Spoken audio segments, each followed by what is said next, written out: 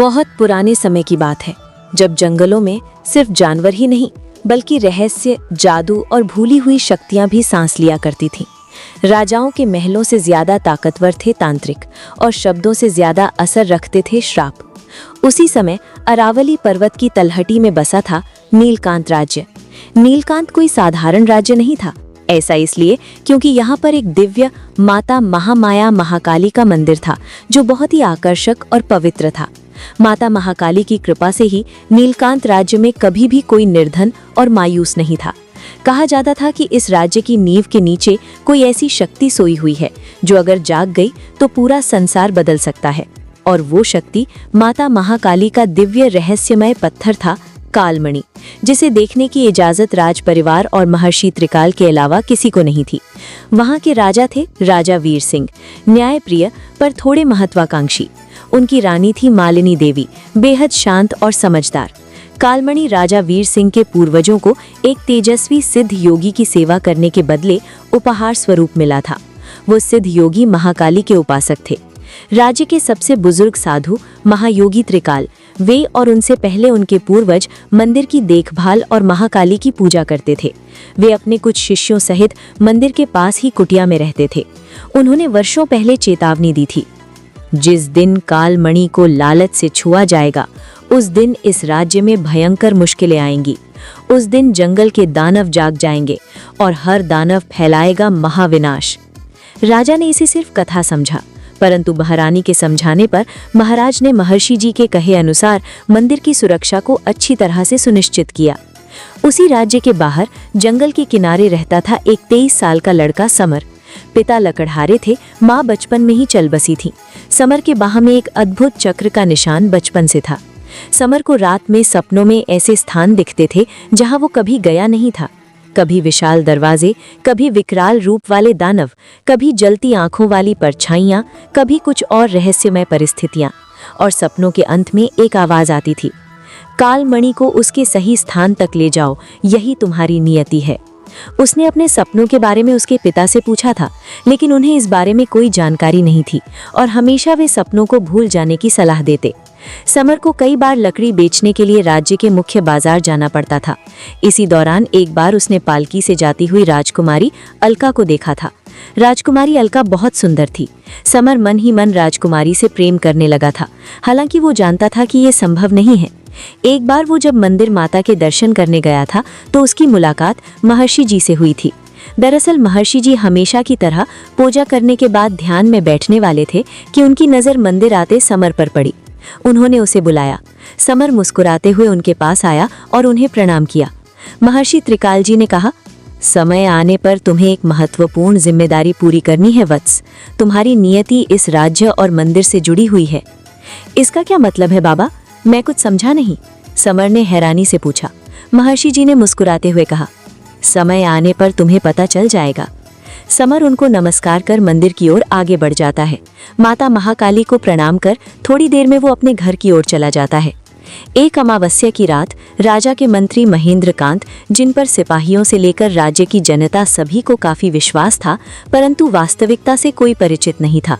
महेंद्रकांत अंदर ही अंदर बेहद लालची और दुष्ट था। वो मंदिर में घुसा। वो काफी वर्षों से कालमणि को चुराने की फिराक में था। कई वर्षों पहले उसे राज्य के उस पार पहाड़ियों पर स्थित एक गुफा से कुछ प्राचीन पांडुलिपियां मिली थीं, जिन पर कालमणि से संबंधित जानकारी थी। कालमणि के बारे में अधिक कुछ तो समझ नहीं पाया, लेकिन उसे इतना समझ आया कि इसमें काफी ऊर्जा और शक्ति है, जिससे महेंद्रकांत अमर और शक्तिशाली बन सकता है। वो गर्भगृह से होता हुआ उस गुप्त कमरे में जा पहुंचा, जहां एक नक्काशीदार चबूतरे पर दिव्य कालमणि रखा हुआ था।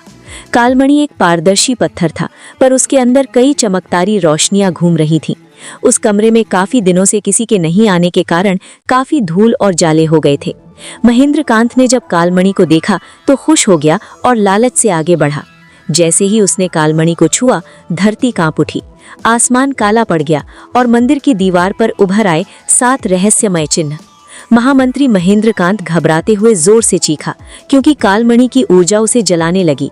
साथ ही उसे एक साथ बहुत दृश्य दिखाई देने लगे, जैसे आसपास के राज्यों की संपत्तियां, हीरे जवाहरात, दिव्य औषधि, महासागर, द्वीप और भी कई दृश्य। वो वहां से भाग निकला, परंतु कालमणि जैसे उसके हाथों में ही चिपक गई थी। उसने उसे हटाने के अनेक प्रयास किए, लेकिन नाकाम रहा। जैसे ही वो मंदिर से बाहर निकला, मंदिर की घंटियां जोर जोर से बजने लगीं। घंटियों की आवाज से महर्षि त्रिकाल अपने कुटिया से बाहर निकल आए। जब उन्होंने देखा कि एक व्यक्ति कालमणि लेकर जा रहा है, तो तुरंत उन्होंने आसपास खड़े सैनिकों को आवाज दी। सैनिकों को समझते देर नहीं लगी कि ये तो मंत्री जी हैं और ये धोखा कर मणि चुराकर भाग रहे। सभी सैनिक तुरंत मंत्री जी की ओर दौड़ पड़े। मंत्री महेंद्रकांत ये देख घबरा गए और एक तरफ दौड़ पड़े। महर्षि ने देखा कि वो आग उसे जला रही थी, इसलिए मंत्री को बचाने हेतु पास के पानी वाले घड़े को लेकर मंत्री की ओर बढ़ गए। महेंद्रकांत मंदिर परिसर से बाहर निकल कुछ दूर ही गए होंगे कि एक वट वृक्ष के नीचे उनके पूरे शरीर में आग लग गई। वो दर्द से कराह उठे, उनकी चीखें गूंजने लगी। महर्षि जी के पहुंचने से पहले ही महेंद्रकांत तेजी से राख में बदलकर भस्म हो गए। कालमणि वहीं वट वृक्ष के नीचे एक बड़े पत्थर पर गिरी हुई थी। ठीक उसी रात राजा वीर सिंह की अचानक मृत्यु हो गई। ये आने वाली आपदा का संकेत था। ये खबर स्वयं सेनापति त्रिलोचन ने वहां आकर महर्षि को दी। महर्षि ने चेतावनी दी कि कोई भी कालमणि को नहीं छुएगा, अन्यथा वो महामंत्री महेंद्रकांत की तरह भस्म हो जाएगा। सेनापति त्रिलोचन ने वहां कड़ी पहरेदारी कर दी। महर्षि वहां से मंदिर की ओर चले गए। श्राप की शुरुआत हो चुकी थी। महर्षि त्रिकाल 2 दिनों से मंदिर से बाहर नहीं निकले थे। सभी परेशान थे, क्योंकि पूरे राज्य में कई सारे खतरे दिखाई देने लगे थे। नदी का जल विषाक्त हो गया, काफी फसलें अपने आप नष्ट हो गई, लोग असामान्य बीमार पड़ रहे थे इत्यादि। कालमणि की चोरी की खबर पूरे राज्य में फैल चुकी थी। महारानी मालिनी अपनी पुत्री राजकुमारी अलका संग मंदिर के द्वार पर आकर महर्षि की प्रतीक्षा कर रही थी कि तभी महर्षि त्रिकाल बाहर आए। महायोगी त्रिकाल ने घोषणा की, महाविनाश आरंभ हो चुका है। अब इस विनाश को केवल वही रोक सकता है जिसे ईश्वर ने चुना हो। महारानी ने उत्सुकता से पूछा, वो कौन है महर्षि? वो वही व्यक्ति है जिसके दाईं भुजा में एक छोटे चक्र का निशान है, उन्होंने कहा। महारानी की आज्ञा से सैनिक राज्य भर में तुरंत उस व्यक्ति की तलाश करने लगे। कुछ घंटों बाद सैनिकों ने एक व्यक्ति को पकड़कर रानी के सामने उपस्थित कर दिया। वो व्यक्ति और कोई नहीं बल्कि समर था। समर को कुछ समझ नहीं आ रहा था कि उसे इस तरह क्यों लाया गया। उसके पिता रानी से हाथ जोड़कर कहा, रानी साहिबा, हमें यहाँ क्यों बुलाया है? क्या हम लोगों से कोई अपराध हुआ है? महारानी के कुछ कहने से पहले महर्षि जी बोले, नहीं, तुम लोगों से कोई गलती नहीं हुई है। महारानी ने एक विशेष कार्य के लिए बुलाया है। दरअसल जैसे कि तुम्हें पता होगा कि महाराज स्वर्ग सिधार गए हैं और राज्य में हर तरफ विपदा और संकट उत्पन्न होने लगे हैं। ऐसा होने की वजह कालमणि से संबंधित है, जिसे चुराने का दुस्साहस महामंत्री ने किया और उनकी मृत्यु हो गई। महर्षि जी ने एक लंबी सांस ली और कहा, इसलिए हम चाहते हैं कि समर हमारी मदद करे, इस राज्य की मदद करे और कालमणि को उसके उचित स्थान तक ले जाएं, तभी ये प्रलय बंद होगा। समर ने पूछा, मैं जरूर मदद करूंगा, बल्कि इस राज्य का नागरिक होने के नाते ये तो मेरा फर्ज है। लेकिन गुरुजी, मैं ही क्यों? क्योंकि नियति ने तुम्हें चुना है। तुम्हारी बाह में जो चक्र का निशान है वो तुम्हें तुम्हारे पिता से जोड़ती है। चक्र निशान वाले लोग ही कालमणि के पहरेदार होते हैं और वे ही कालमणि को स्पर्श कर सकते हैं, दूसरा कोई नहीं। दूसरे किसी ने कालमणि को छुआ तो जलकर भस्म हो जाएगा। समर के पैरों तले जमीन खिसक गई जब उसे सच्चाई पता चली कि भीमा लकड़हारा उसके पिता नहीं बल्कि सिद्धसेन थे, जो जंगल के प्राचीन मंदिर के संरक्षक थे। उनके देहांत के बाद भीमा ने उसे पाला था, क्योंकि भीमा और सिद्धसेन किसी जमाने में गहरे मित्र थे। समर महर्षि जी के कहे अनुसार यात्रा के लिए तैयार हो गया। महर्षि ने उसे बताया कि उसे उस प्राचीन मंदिर में जाकर कालमणि को स्थापित करना होगा और उस रास्ते में बहुत सारी कठिनाइयां और खतरे उसका रास्ता रोकेंगे, जिससे उसकी जान भी जा सकती है। इसलिए महर्षि जी ने समर को एक जादुई तलवार दी, जिससे वो आने वाली चुनौतियों का सामना कर सके। दूसरे दिन सुबह वे सब उसी वट वृक्ष के नीचे उपस्थित थे जिसके नीचे कालमणि रखा हुआ था।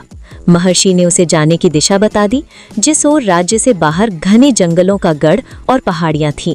महर्षि ने बताया कि उसे समझदारी और सावधानी से आगे बढ़ना होगा और ये कार्य 3 दिनों के अंदर पूरा करना है, अन्यथा उन्होंने जो दिव्य तलवार दी है उसकी शक्ति समाप्त हो जाएंगी। समर ने महर्षि की आज्ञानुसार कालमणि को उठा लिया और उसे प्रणाम कर एक रेशमी छोटे थैले में डालकर अपने पास रख लिया वो मंदिर में माता को प्रणाम कर आगे बढ़ चला। वो राज्य से बाहर काफी दूर आ चुका था। आगे कच्ची पगडंडियां थीं। समर उन्हीं रास्तों पर बढ़ता जा रहा था। काफी देर तक चलने के बाद उसे प्यास लगी। उसने यहाँ वहाँ देखा तो कुछ दूरी पर एक छोटा जलकुंड नजर आया। समर जल्दी से वहां पहुंचा और पानी पीने लगा। पानी पीने से उसे कुछ राहत मिली और वो कुछ देर सुस्ताने के लिए एक पेड़ के नीचे बैठ गया कि तभी अचानक उसे कुछ भयानक आवाज सुनाई दी। समर तुरंत सावधान हो गया। उसने आवाज की दिशा में देखा तो चौंक पड़ा। उसी की ओर एक दानव गरजता हुआ आ रहा था। समर तुरंत एक ओर दौड़ पड़ा, लेकिन वो दानव तेज गति से उछला और समर को धक्का दे दिया। समर गिर पड़ा, लेकिन समर अगले ही पल तुरंत उठ खड़ा हुआ। दोबारा वो दानव उसे झपट्टा मारे इससे पहले समर अपनी तलवार से उस पर वार करने लगा। चोट लगने से दानव दर्द से करहा उठा। उसकी आवाज कर्कश थी। फिर तुरंत उसने समर को एक जोरदार झपट्टा मारा। इससे समर थोड़ा सा घायल होकर जमीन पर गिर पड़ा। वो दानव इस बार सीधे समर के ऊपर उछला। समर भी सावधान था। उसने फुर्ती दिखाई और दूसरी तरफ कूद गया। इससे पहले कि दानव संभलता, समर ने पूरी ताकत से तलवार चलाई और दानव के टुकड़े कर दिए। समर थोड़ा सा थक चुका था और उसे चोट के कारण दर्द भी होने लगा था। तभी उसे उसकी ओर बहुत सारे दूसरे दैत्य आते हुए दिखाई दिए। उन्हें देखकर वो एक पल घबरा उठा। वो वहां से एक तरफ भाग निकला, लेकिन वो कुछ ही कदम गया होगा कि सभी दैत्यों ने उसे घेर लिया। समर बहादुरी के साथ उनसे लड़ने लगा कि तभी अचानक कई सारे तीर उन दैत्यों को आ लगे और वो गुर्राते हुए खत्म होने लगे कि अभी एक दैत्य समर की ओर बढ़ा, लेकिन वो समर को नुकसान पहुंचा पाता इससे पहले एक चमकता हुआ भाला उस दैत्य को चीर दिया, जिससे दैत्य वहीं ढेर हो गया। समर ने हैरानी से उस ओर देखा तो मुस्कुरा उठा। उसने राहत की सांस ली। तो दोस्तों, आखिर समर किसे देखकर मुस्कुरा उठा? इस सुनसान भयावह जंगल में कौन उसकी मदद करने आ पहुंचा? वो दोस्त है या दुश्मन? क्या वो प्राचीन मंदिर तक पहुंच पाएगा? जानने के लिए कहानी का अगला भाग देखें और कहानी पसंद आई तो लाइक करें और चैनल सब्सक्राइब करें। धन्यवाद।